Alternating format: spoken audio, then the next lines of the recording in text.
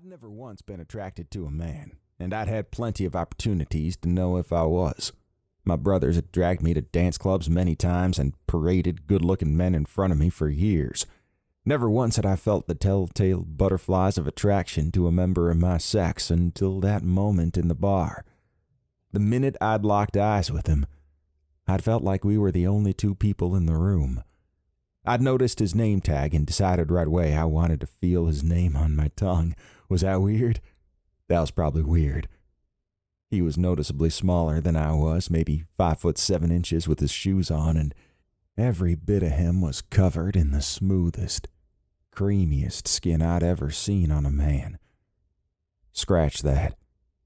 The smoothest, creamiest skin I'd ever seen on anyone. Except for the smattering of freckles. And man, those freckles were killing me. They made him look almost... God, was it possible I thought this guy was adorable? No. I was just having a moment of lusting after a redhead who looked like a woman who just happened to be a man. Plenty of people had a thing for redheads, even if I'd never particularly thought of myself as one of those people before. I'd wondered at my reaction to him. There was a part of me that still thought he was the sexiest human being I'd ever seen. Sexy. A dude. Jesus, Hudson, your brothers have brainwashed you into scoping out dudes.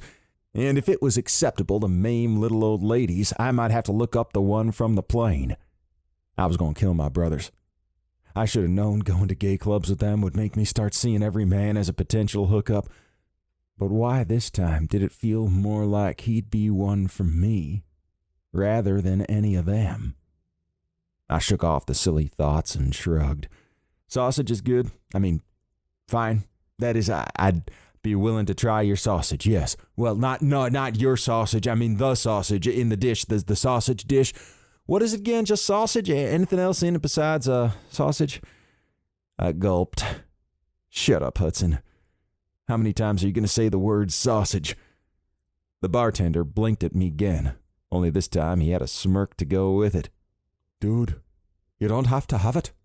I can recommend something else for you. No problem. I took a deep breath and met his eyes. No, someone suggested I'd try new things. Bring me whatever you like best. There was a mischievous teasing in his eyes. Well, if you want to know what I like best, it's definitely the sausage. He was gay. Why did that make my stomach flip over and over even more? It wasn't like I wasn't used to being around gay men. I totally was. Gay was fine. I was fine with gay. Gay! Was the word stuck on repeat in my brain or something? I slammed the rest of my pint and pointed to the empty glass. And another one of these too, please, I croaked. As the evening progressed, the bartender, Charlie was the name, and it fit him perfectly, got flirtier and flirtier while I got drunker and drunker in an effort to cover my discomfort. There was something about the way he moved that drew my eyes to him like a magnet.